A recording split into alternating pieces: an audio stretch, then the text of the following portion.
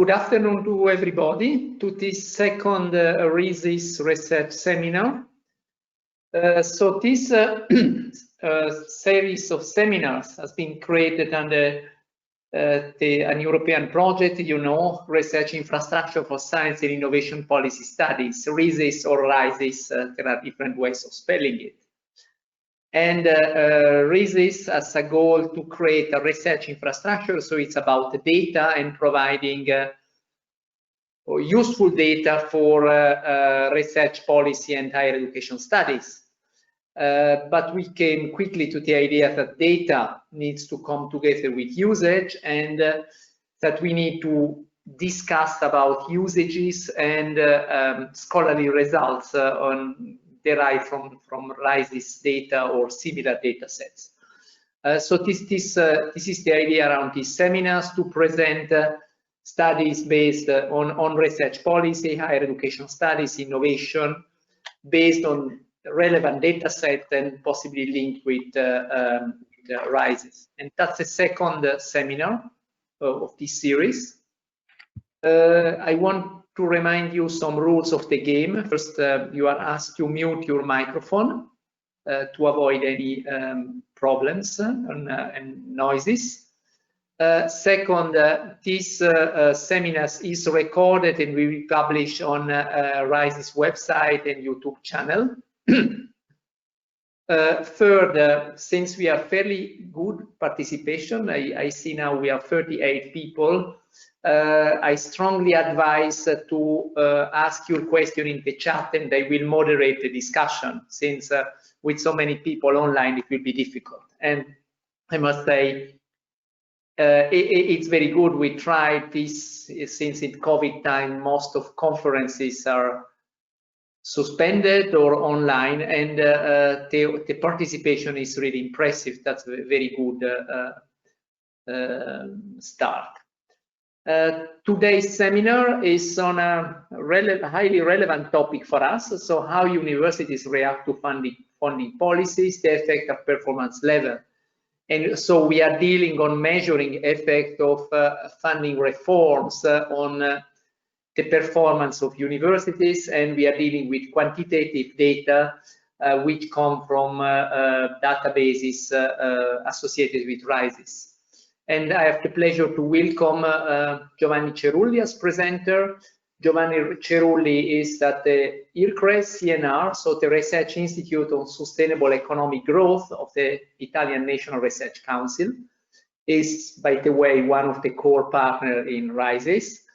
He has a PhD in economics from University of Rome from 2003, and the peculiarities research is working on program evaluation, on evaluation of research organizations, on impacts on firms and university performance, and he has a strong statistical background. So his specificity of his work is to apply advanced statistical method to the evaluation of these effects. And this is something very valuable and very important when coupled also with the data set we are providing in RISIS. And I have to welcome Ben Jongleur from the University of Twente as a discussant. It's a long history of collaboration, so it's always good to see friends and esteemed colleagues coming in this seminar series. So Giovanni will present for about half an hour, then I will give the floor to Ben for a reaction, and then I will open the floor to the discussion. You can post also questions during the seminar, but except these are really immediate questions, I will keep the questions for the later discussion. So thank you, and I give the floor to Giovanni for your presentation. Okay. Thank you very much, Benedetto, for your very nice presentation of my profile. And what I'm going to do today is to present, as you said, there's a perspective paper, because we are writing the paper with Emanuela about how university react to funding policies, the effect at the performance level. And the paper, as I said, will be written with Emanuela, so she's a part of this work. Okay, I would like to start immediately with the outline of this presentation. First, speaking about the background, the aim of the paper, the main conceptual framework, the methodology, and the data, which is the part where data are queued in a particular way, and results, and finally conclusions and next step of the analysis. Okay.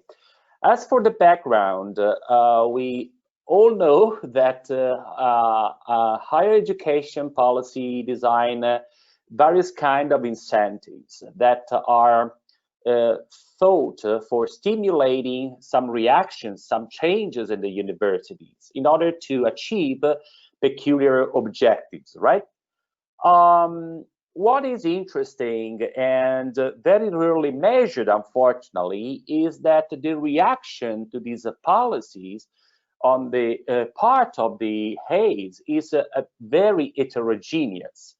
And there is a large theoretical literature that witnesses that this heterogeneity may be caused by several aspects, several characteristics of the higher education institutions and universities in particular. First of all, the spatial nature of this organization, which is characterized by a strong multi-stakeholder form, in which all the objectives sometimes are not all the time clearly stated, and so that is maybe quite complex to define objectives like, let's say, profit maximization for a company, of course, and for the social nature of these institutions that have an important social role within our economy and our societies. Also, the content of the policy may be very heterogeneous and also affected by cultural or regional local conditions. And of course, there is also a paradigmatic characteristic of these institutions, because they are basically those institutions bringing into the society also the novelty by innovation, by research. So they produce what is new, and of course this means that they are working in a more uncertain environment compared to more routinized institutions. Okay, and finally, they are characterized also by different disciplinary fields. And this means that there is an inherent heterogeneity inside a given university. So a university is, as you know better than me probably, is not just a unique entity, but it's something made of different parties, or different parts, or different fields and disciplines. And this increase, I would say, the complexity of the system, and also the difficulty sometimes to steer such kind of institution through policies. However, all these institutions, all the university, at least share something which is quite common to them. That is the funding policies that can characterize their action and their development over time. And the focus of this paper will be, in fact, on the funding policies, and in particular on the effect of this funding policy on the research performance of the HAES. So what I want to point out now is that we are going to focus now in this paper, in this presentation, on the research performance. Of course, we will not pay attention at the moment to the teaching performance, or also to, for example, the third mission performance in terms, let's say, patents and so on. I'm going to speak about also possible development at the end of this presentation. Okay, So what we want to do is, in this presentation, in this work, is to pay attention to the responsiveness of each university toward some relevant funding inputs. And we think that this may be used by policymakers to have a more clear-cut understanding of the effect or of the heterogeneous effect of the different kind of funding on specific research outputs. Okay, and so our focus, as I said, is on research performance at this stage. We may have a different example of policy that can be put in at work, like increasing core funding or cutting down it, or setting project funding instrument, or introduce a threshold on student fees. More direct and less direct policy incentives. Okay. Well, the conceptual framework is quite simple, because although it may seem to be a sort of input-output approach, so we are the inputs, the main inputs that are the funding instruments, and the main outputs that are the research responses. Even if we are in a setting quite, I would say, familiar to econometricians or applied people in the field of social science, anyway, in this case, we would like to give more attention to the heterogeneity of the effect. This is something that, in our perspective, is extremely important and not really much studied in the literature, so that we would like to fill this gap some way. Okay. So the funding considered here are the three main, most important funding for the HAES: the core funding, student fees, and the third party. Core funding, of course, regards basically government action, and is a government strategy to increase the possibility of the institution to have funds, enough money for running their activity. Student fees is a bit in the middle, because sometimes student fees may also depend partly on to some extent, in some cases, on reputation of the HAES and other aspects. And the third party is a bit more something related to, I would say, the market exposure of an HAES, and the ability of these institutions to attract the funds from outside their boundaries. As a research responses of outputs, we consider these indicators: the number of graduates at IRCrES 8, so PhDs graduated people, and capabilities to participate to the European European frameworks programs, and so as a most relevant ability to be involved into project and share project with other organizations and attract external funds. Number of publication from Web of Science, and then we would like to also measure the quality of this publication by a mean normalized citation score, and even more, try to measure the excellence in the quality of the publication produced by the share of top 10% cited papers. Okay, so this is more or less the framework we are working with. Okay, what is the methodology? So if we want to catch as better as possible the heterogeneous response of the HAES, if we believe that there is some heterogeneity, as pointed out by large literature, as I tried to explain before, well, what is extremely important is to use a tool, a statistical tool, econometric tool, that allows us to go into this direction. So part of my methodological research along the years was exactly focused on estimating the heterogeneous effect in program evaluation. My discontent, if I can say that, it was about the idea that we can speak about the effect of a policy just by looking at the magic number, just one single value that summarizes the overall effect of a policy on, let's say, a given target variable.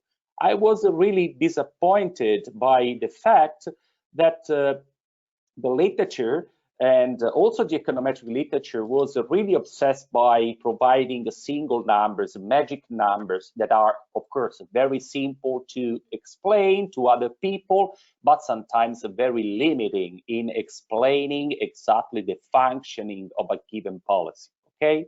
So in order to do this, the responsiveness score approach that I developed some years ago went into the direction of giving more emphasis to the role played by heterogeneity in the effect.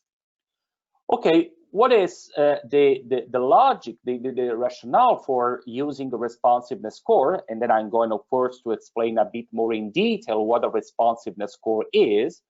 Well, the first is, as I tried to explain before, going beyond the so-called magic number in policy impact evaluation. The second point is stressing a unit's response heterogeneity and try to study the distribution of the effect, no longer just one single value, but the entire distribution over the units that are under analysis. Another point is detecting factor importance in impact assessment. And there is another one which is absolutely interesting, which is allowing for studying the so-called return to factor or policy accumulation or policy learning. And this is something that related to the major effect of accumulated advantages. And we have some slides exactly highlighting exactly this aspect. Another element that we can exploit using the responsiveness score is the ranking of these scores. Ranking means that we can rank, in this case, universities according to their level of responsiveness score, according to the single factors and the single output, the single policy instrument and the single outcome. And finally, very important in my opinion is also the possibility to inspect the results graphically. So the graphical inspection, data visualization and results visualization is becoming really relevant now, especially from the big data revolution, because now people want to look at the results not only by table, okay, sometimes are boring or even not easy to understand, to catch the most of what we scientists try to find. But the graphical inspection is extremely important, and the responsiveness score goes into the direction to provide a good graphical inspection. Okay, this is the algebraic part of the story, because of course I have to define mathematically what a random coefficient regression is. What is a random coefficient regression? So the responsiveness score is based on a random coefficient regression. So while in the standard regression, the coefficient is just a number, a parameter, so a singleton number, here we would like to transform, I would say, in a linear regression, the beta into a random variable that may depend on other factors, and possibly also some other shocks, right? These are the shocks or the error terms in the equation. So this is a random coefficient because the coefficients are no longer the fixed numbers, but they become exactly by introducing this equation, they become the random variable. So having their own distribution and characterized by all the characteristics of a distribution, a mean, a median, a standard deviation, and blah blah blah. Okay. In our case, if we will look at the baseline equation, that is the first one, we see that we have for Hayes I, for the university I, y is the output, the response variable. Okay, is the output, and we will consider several output, research output, as I'm going to show you. And also we have that X represent the policy instrument, and we have a double index saying that this is the policy instrument J, that means core funding or student fees, for the Hayes I, that may be Sapienza University or whatever you want. Okay, and same for beta, this is the response of y in terms of changes in X for to the factor, sorry, J for unit for the Hayes I. So what is the very center is to find this, to identify first and estimate then this coefficient for each individual, for each university, and for each factor affecting the behavior of the university, for each policy factor. Okay.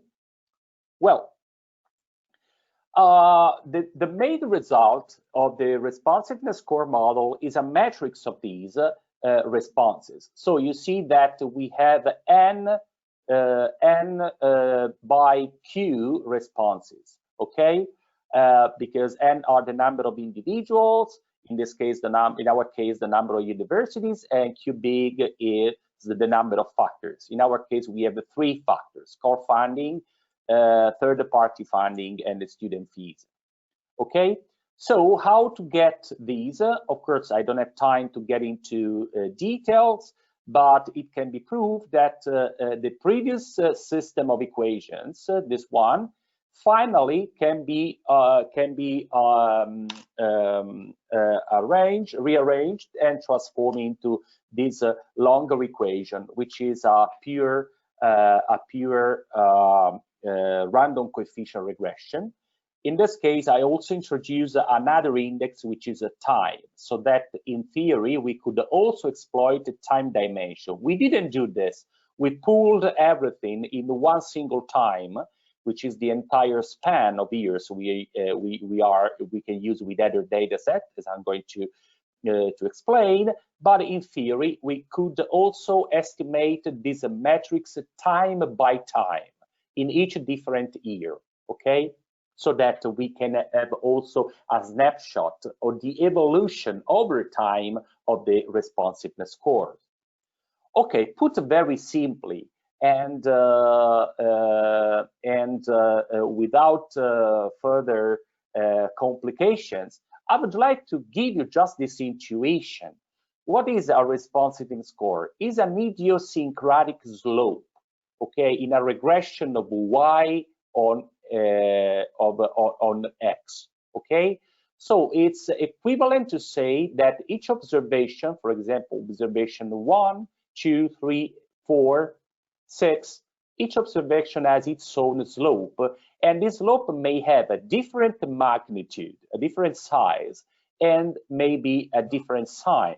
In this case, there is a negative effect of x on y for unit 2, but for unit 6, which is perhaps another completely different university, maybe in another country, this effect may be positive and more sizable. So it depends on the context of application. We may have a situation with many, where we want to catch basically the heterogeneity of the effect by looking at the size and at the sign of these effects over single observation, single units. Okay, how can we do that? There is not only what I did is not only developing the model based on some previous work, to be honest, of the Wooldridge, but because what I did basically was an iterated development of the Wooldridge approach that finally I published as a as a command in the Stata journal, and now it is possible to replicate or to use for your own studies and data the R-score, which is quite simple. This is the outcome, is the response. The bar list represents the main factors that you would like to calculate the responsiveness score on. Then the model may be fixed effect or that we are going to use or OLS. And then we can also introduce some controls whenever that are not characterized by responsiveness, but that are characterized by standard singleton coefficient. This is less important factors, but important to put into the model. And then graph and other options. And you can just download it in Stata by SSC install R-score, and you can get it. Data. Well, we use the RISIS data set, which is a register of the European higher education institution, as you know, probably. It collects information on around 9,000 A's, and where 80% of them are universities. And the time span we are considering is quite recent, to be honest. It's from 2011 and 2016.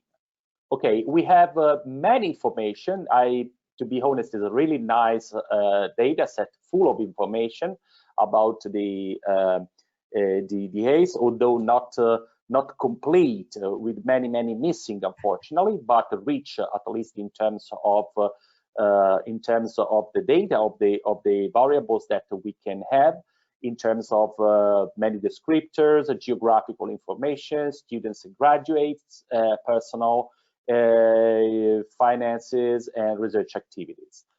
And in theory, we have a research active organization. Our sample will be focused on research active organization, so we eliminated those that did not do research.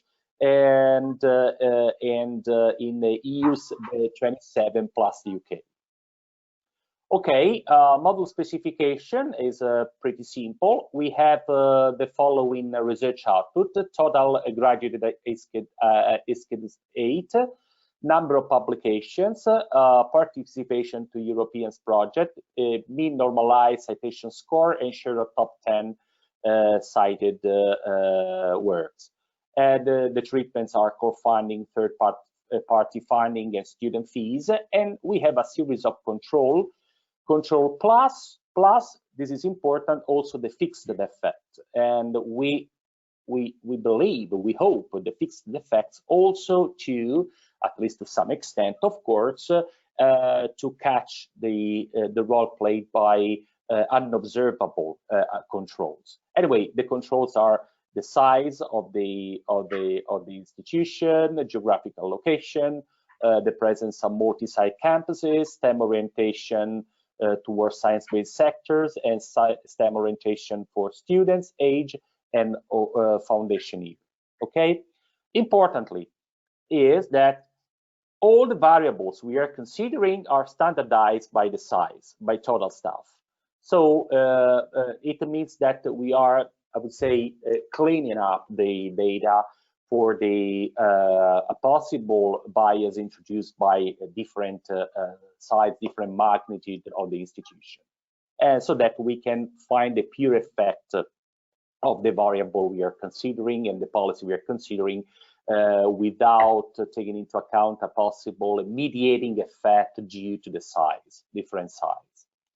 Okay, before getting to the results, it is also important to speak about the limitations of the data set. First of all, we don't have a technological output so far, in particular academic patents, because ETHER so far does not provide us with this information. Second, of course, the time dilemma, time lag dilemma is still there. What I mean that in order to analyze whatever kind of a causal relation, either direct or indirect, of course, timing is extremely important.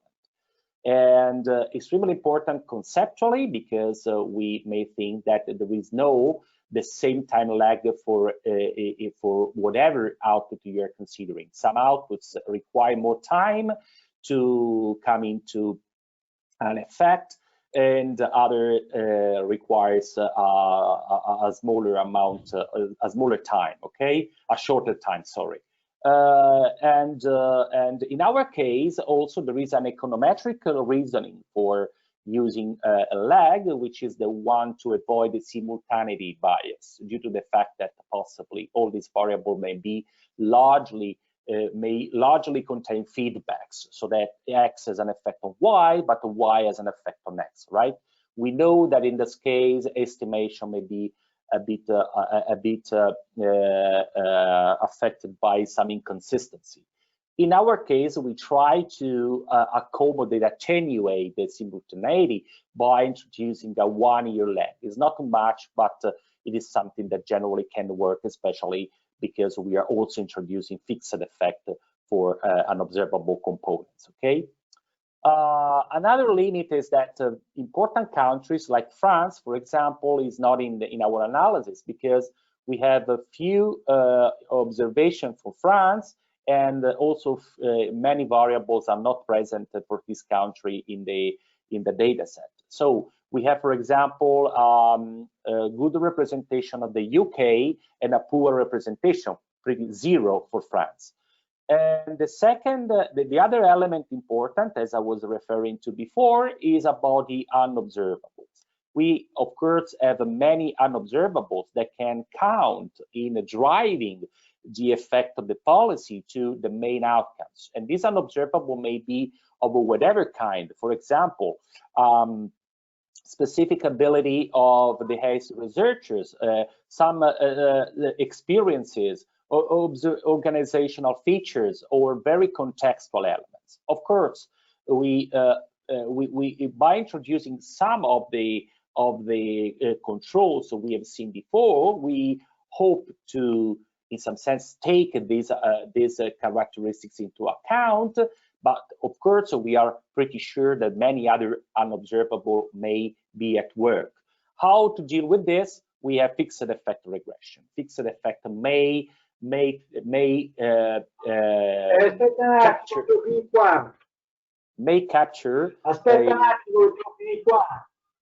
capture time invariant unobservable, so that we can consider this as part of our analysis.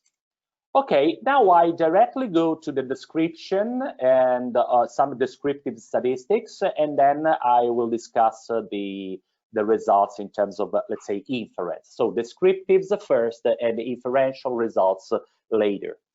Okay, what we have here is that we have different institution categories. Mainly, around 60% are university, and other are applied science universities, and then other typologies of universities, for a total of 9,000. Unfortunately, when we are going to use our model, we have a big reduction in the sample size. Although we control that the representativeness is quite good, however, we are left with around 1,000 universities.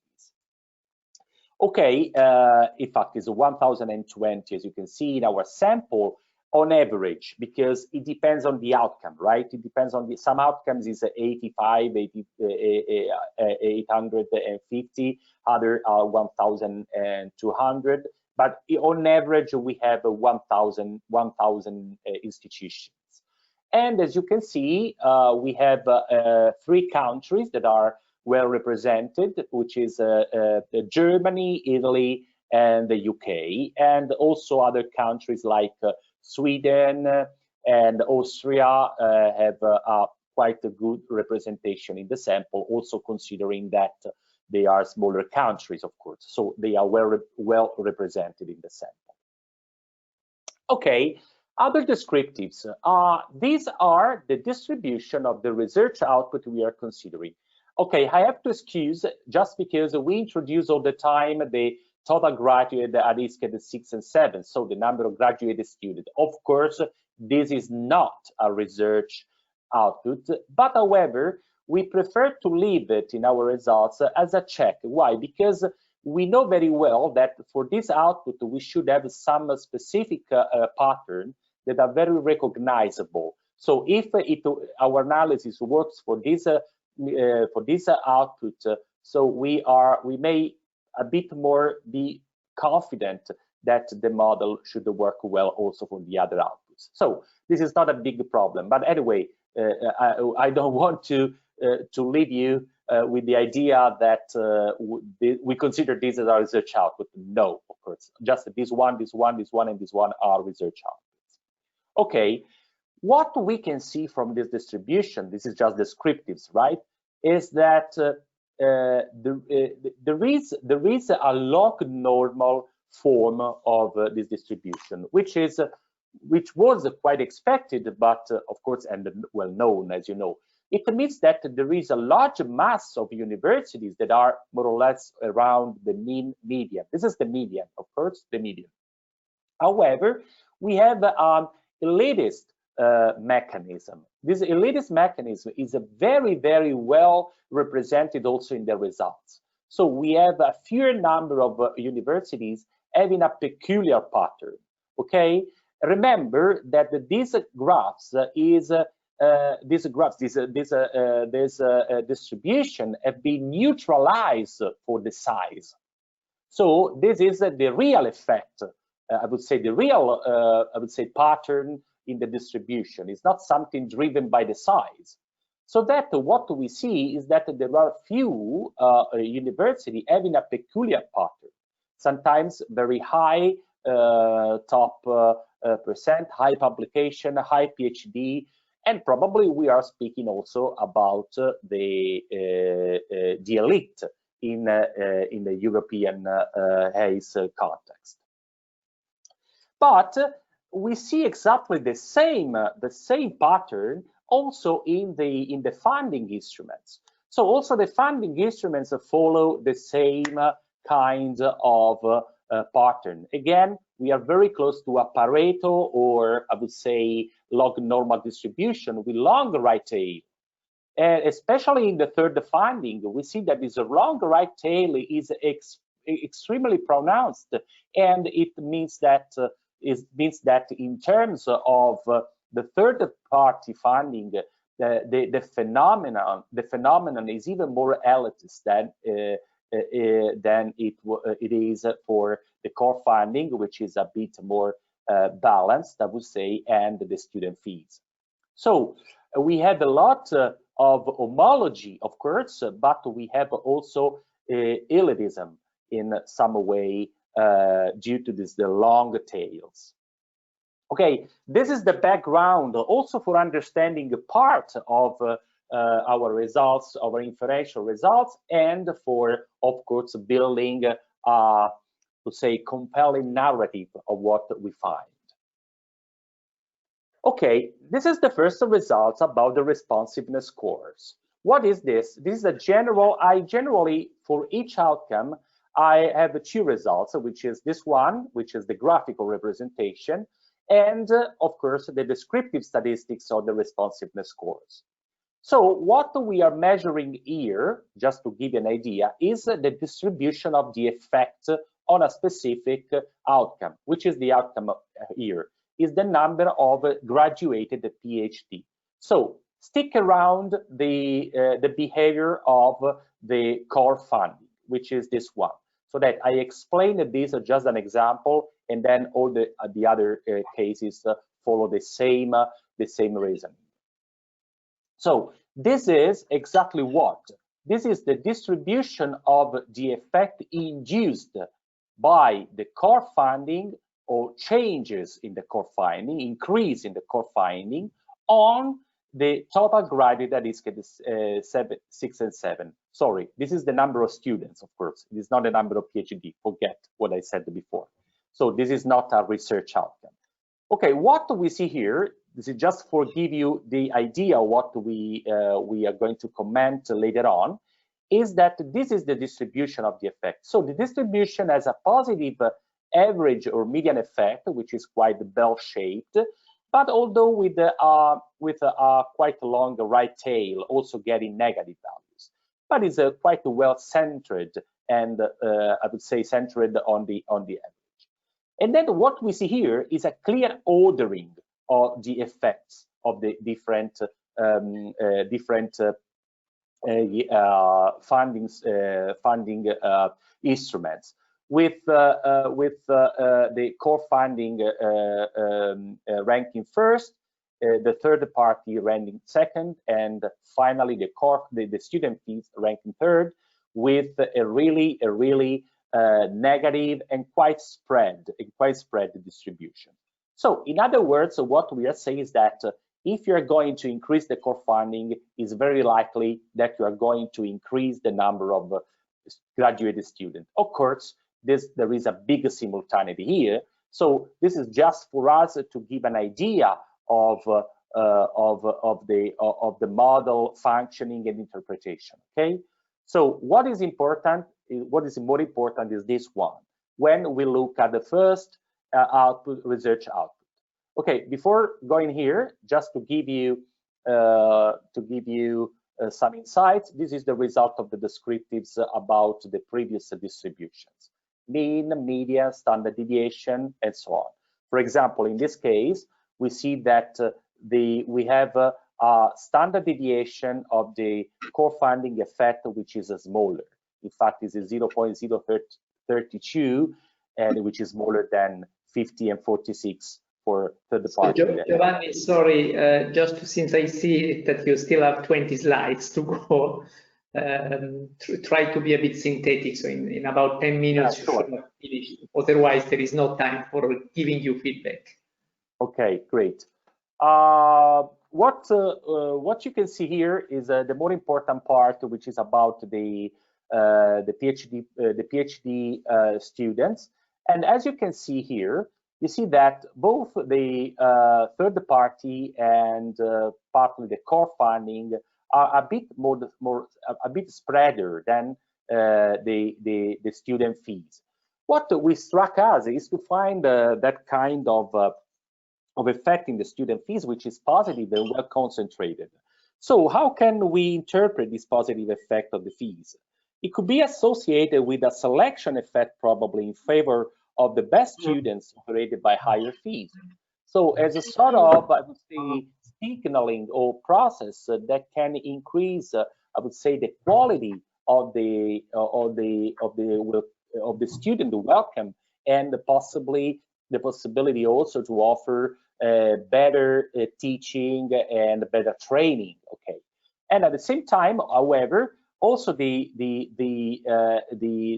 impact of the core funding on this output is quite positive, is mainly positive, although we can find also a quite long tail, left tail here. And same we can say for the third party, well spread, with a large amount of negative effects, okay? So we can catch this in the median with positive and positive co-funding and student fees, and a negative third part funding. Okay, when we come to the number of EU framework project participations, of course, we had to eliminate the third party for a clear correlation between the two. And we see that the role played by the core funding is mainly negative and very spread. And this was expected a bit because, of course, as long as we are going to increase the core funding, the incentive to participate or to apply for EU projects probably decreases. So it makes sense to find this quite big, I would say, big probability mass here. As for the student fees, we see we are a bit in the middle, with, however, quite big negative mass as well. And in fact, both are negative, which is quite expected, and I would say also reasonable. And as for publications, as you can see here, we see again important role played by the core funding, which is again quite stable in the behavior because it's very well concentrated and with a larger positive mass. But also the student fees again plays an important role, and this is the signaling effect we have also witnessed before, probably important especially for some universities, while the third-party finding has a more spread and a less uncertain overall effect. The media suggests, however, that all these elements are positive in fostering the publications. As for the citation, so the quality, the general quality of publication, what we see is that the core funding plays a very, very important role because the large mass is positive and super concentrated. So it means that if a university or a policymaker would like to invest on the possibility to increase the quality of the publication, so the core funding is a reliable instrument to invest on. And of course, we have also a good third-party performance, although very spread, so very uncertain finally, and a negative one in the case of the student fees. That seems to be that PhD students, if we believe in what we have seen before, are a bit more willing to publish a lot that publish very quality papers in general. Okay, this is just something that should be, however, much better tested. However, there is a large literature suggesting that, for example, there is a positive correlation between the number of patents and the number of publications. So that probably this third funding positive effect so confirm this finding in the literature about the third party effect, positive effect. And finally, we have the share on top 10% cited, which is of course a measure of excellence, where again the core funding plays a great role. So what seems to emerge is the role of core funding in improving the quality of the research. So not too much about the quantity of the research, but the quality of the research. And this is extremely important in a time in which we have this productivity transformation in favor of producing a lot of new knowledge through new papers that sometimes adds nothing to the literature, but that are required for having a good career, academic career. So this is something that that is in our vision quite important, and in fact you see that the core funding is extremely important, student fees also, but the larger majority is found here. So this is the share of positive RS, which is a sort of resume of what we have found. This is the percentage of responsiveness of a positive responsiveness score by output, by research output from here to here, and by instrument. And you see that for publication and for quality, especially for the mean normalized citation score and for the top 10 cited, the role of the core funding is the lion's share. So it's very important, it's very relevant. So quality is driven by a very good availability and in the increments of core funding. Okay, now the very last part of this presentation is a 5 minutes, if I can do it, is about the return to factor accumulation or policy accumulation. What does it mean? We want to see whether a larger accumulation of core finding, so we start from a small amount of core finding to larger amount of core finding, has a positive or negative effect to the level of the responsiveness score to this factor. So in other words, this is called a reinforcement process, okay, or Matthew effect. As you can see, just to give you the idea of the function of this part of the analysis. As long as you're going to increase or accumulate core funding over time, of course, you see that there is a quite steep increasing form of the responsiveness score. So it seems that the responsiveness score are positively increasing, so that we have increasing returns to core funding in this case. Of course, more important are what we find for the research outputs.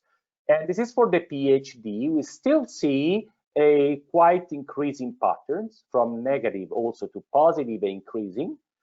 We find something which is a decreasing returns, also negative, even more negative, and then a bit increasing returns for the third-party funding.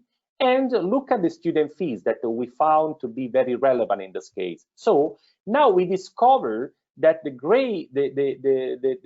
most part of the effect was driven by those universities, look here, having a great accumulation of student fees. In other words, are fewer universities, even not so few, because we see that there are many points here, however, that have a quite a large amount of student fees and accumulated over time, and that are able to perform particularly well, as you can see in this part, in which we see an increasing pattern.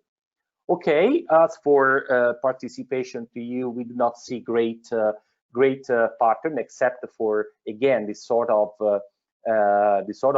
U form for the third party, so that at a certain point to invest too much in the third part funding will not provide anymore a positive effect or high effect. So we have decreasing return from a certain threshold of third funding accumulation onwards. Publication and core funding. Core funding is extremely important, also dynamically, because as long as we are able to, the EAs is able to increase the core funding accumulation, we see that the responsiveness to core funding increases. So that there is a snowball effect, okay, increasing return effect, which is quite sizable here. We do not see the same for third funding and student fees. Citation is, to be honest, not characterized by big factor accumulation. And the same for the top-sided, although we see again something which is closer to an increasing return in the core funding again. And again, this decreasing return after a certain threshold for the third part funding. Again, the role played by core funding is essential for quality, even dynamically, even in terms of, I would say, learning process, if you want, due to the accumulation of this asset. Okay, more or less, this is exactly what I tried to say. This is the final comments, and core funding is rather homogeneous policy instrument, providing homogeneous effects and mainly positive, especially on the publication, citation, and excellence. So the quality, not just the quantity, but especially the quality of the research. And also it has good long-term accumulated advantages. Third party and also student fees are a bit more, I would say, plagued by uncertainty. And this is due by an heterogeneous form of the responsiveness scores, although we have found that they are particularly important, for example, for the quality of the research too. Student fees, again, is a bit probably representing elitist strategy from the universities, and also possibly higher, lower reliance on the teaching. But however, we have seen that it is important, especially in generating an elite, I would say. In other words, in producing a smaller group of students, particularly smart and able to provide, to become a good scholars and provide the publications and research output of some quality. this is the last slide. Which are the possible next steps that we can hit, I would say, in the future? Probably introducing ranking, so that we can positioning the A's at a certain level according to the policy instrument and the outcome, so that we may say the Cambridge University does better than Oxford, let's say, for some outputs and for some according to some policy instrument. The analysis of the temporal pattern, so to follow the same A over time in terms of the responsiveness score, identifying the characteristics of the A's being on the left and on the side of zero, so getting positive or negative effects according to the output again and according to the specific funding strategy. And case studies that can be done by cherry picking the specific cases. For example, those in the tails, we might be interested in understanding who, which are the A's in the specific tails of the distribution of the responsiveness scores. And finally, including academic patents are as further outcomes, research outcome, as long as we are able to, either will provide us with this information, of course. So I finished my presentation. Thank you, everybody, for watching and hear from me. Thank you.